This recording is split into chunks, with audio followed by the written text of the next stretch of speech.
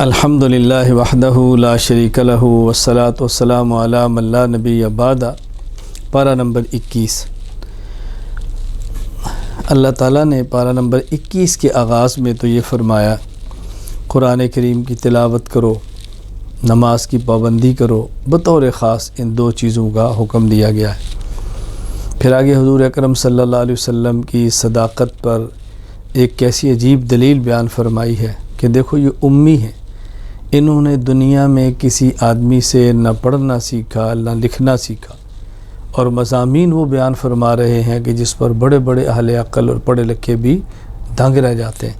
اس کا مطلب یہ ہے کہ سچے رسول ہیں۔ پھر یہاں سورت کے آخر میں، سورۃ العنکبوت کے آخر میں والذین جاہدوا فینا لنہدینہم، ایک ضابطہ بیان فرمایا کہ جو بھی اللہ کے لیے محنت کرتا ہے اللہ تعالیٰ اس کی رہنمائی فرماتے ہیں، راستے کھول دیتے ہیں، منزلوں تک پہنچاتے ہیں۔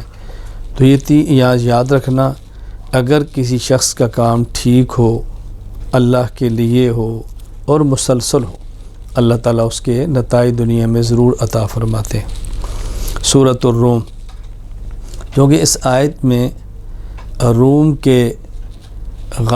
روم کے مغلوب ہونے کا ذکر ہے۔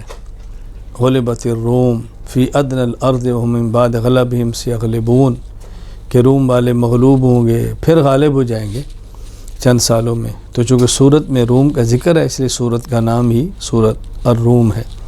قرآن کریم نے اس میں ایک پیشین گوئی فرمائی ہے کہ روم اور فارس کی جنگ ہوگی، فارس والے غالب ہوں گے، روم مغلوب ہوگا، پھر روم غالب ہو جائے گا اور فارس والے مغلوب ہوں گے، یعنی ایران والے فارس کہتے ہیں اور یہ جو عیسائی تھے یہ روم والے تھے۔ بالکل ایسے ہی ہوا جیسے اللہ تعالیٰ نے قرآن کریم میں پیشین گوئی فرمائی۔ پھر اللہ تعالیٰ نے اپنے خالق ہونے کے عظمت کے دلائل بیان فرمائے ہیں، اور یہ بار بار اس کا ذکر ہوتا ہے قرآن کریم میں۔ اللہ تعالیٰ دلائل بیان فرماتے ہیں اور سمجھا کر اللہ تعالیٰ بار بار بیان فرماتے۔ دیکھو اللہ تعالیٰ نے تم میں سے عورتیں پیدا کی ہیں، تم میں سے سکون حاصل کرتے ہو، تمہارے درمیان محبت پیدا کی ہے، تمہارے درمیان شفقت پیدا کی ہے۔ پھر دیکھو اللہ تعالیٰ نے کیسی تمہیں زبان عطا فرمائی ہے، دن اور رات کی نعمتیں عطا فرمائی ہیں۔ تو یہ اللہ تعالیٰ اپنے نعمتوں کا ذکر فرمایا۔ پھر اللہ تعالیٰ نے مثال دے کر بات سمجھائی ہے کہ دیکھو تم اپنے مال میں کسی کو شریک نہیں کرتے تو اللہ تعالیٰ اپنے ملک میں کسی کو کیسے شریک کر سکتے ہیں۔ تو یہ مثال دے کر اللہ تعالیٰ نے شرک کو سمجھایا کہ غلط ہے، اس سے تمہیں بچنا چاہیے۔ پھر اللہ تعالیٰ نے اہل حق کے غالب ہونے کا ذکر فرمایا، فاصبر ان وعد اللہ حق، صبر کرو، برداشت کرو، انشاءاللہ اللہ کا وعدہ سچا ہے اور حق والے ہی غالب ہوں گے۔ سورہ لقمان، چونکہ سورت میں اللہ تعالیٰ نے حضرت لقمان کا ذکر فرمایا، بیٹے کو وصیت فرمائی، اس کا ذکر فرمایا، اس لیے سورت کا نام ہی سورہ لقمان ہے۔ حضرت لقمان دانا تھے، حکیم تھے، اللہ کے ولی تھے، لیکن نبی نہیں تھے۔ حضرت لقمان نے اپنے بیٹے کو سمجھایا کہ بیٹا نمبر 1 شرک کبھی نہ کرنا، معمولی سے معمولی شرک بھی ہو قیامت کے دن وہ آئے گا، شرک کبھی نہ کرنا۔ بیٹا احکام کی پابندی کرنا، تکبر کبھی نہ کرنا، اکڑنا تو نے نہیں ہے، اپنے اخلاق کو ٹھیک رکھنا اور امر بالمعروف و نہی عن المنکر کرنا، نیک بات کی ترغیب دینا، برے کاموں سے روکنا، اور اگر اس میں کوئی تجھے تکلیف آ جائے تو ڈٹ جانا، برداشت کرنا۔ یہ نہیں کہ ہلکی سی تکلیف ہے تم امر بالمعروف و نہی عن المنکر چھوڑ دینا، ایسا کبھی نہ کرنا۔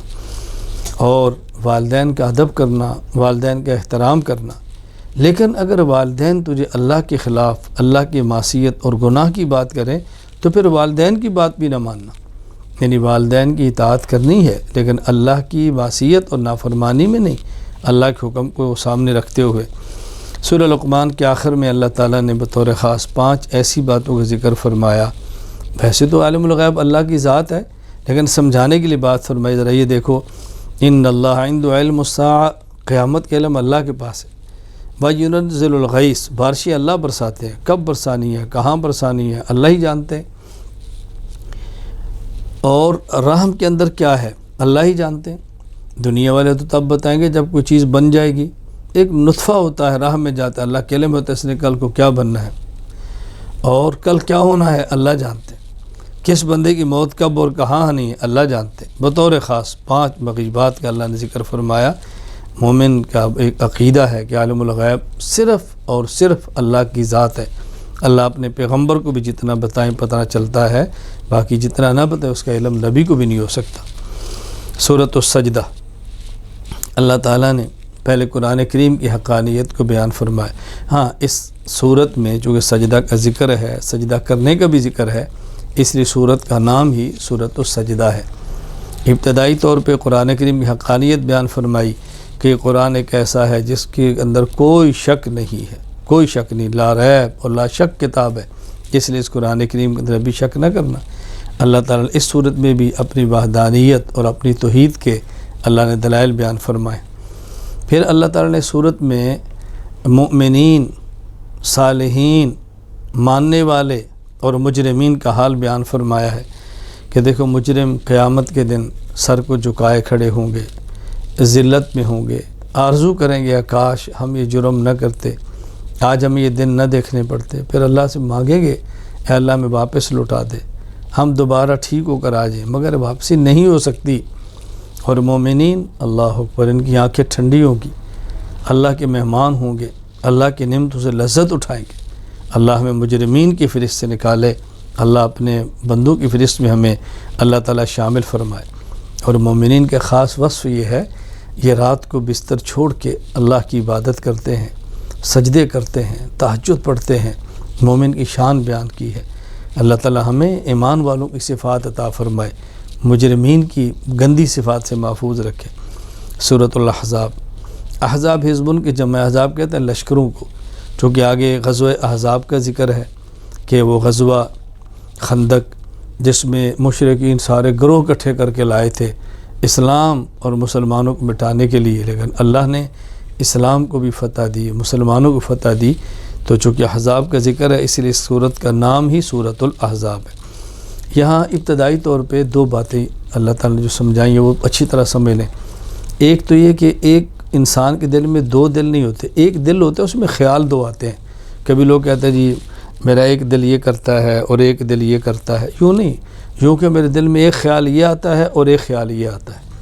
پھر آگے مسئلہ بیان فرمایا ہے کہ منہ بولا بیٹا، اس کو والد کے نام سے پکارو، اس کو منہ بولے بیٹے کو منہ بولے باپ کے نام سے نہ پکارو، منہ بولے بیٹے کو اصل والد کے نام سے پکارنا چاہیے، اصل والد کے نام سے لکھنا چاہیے۔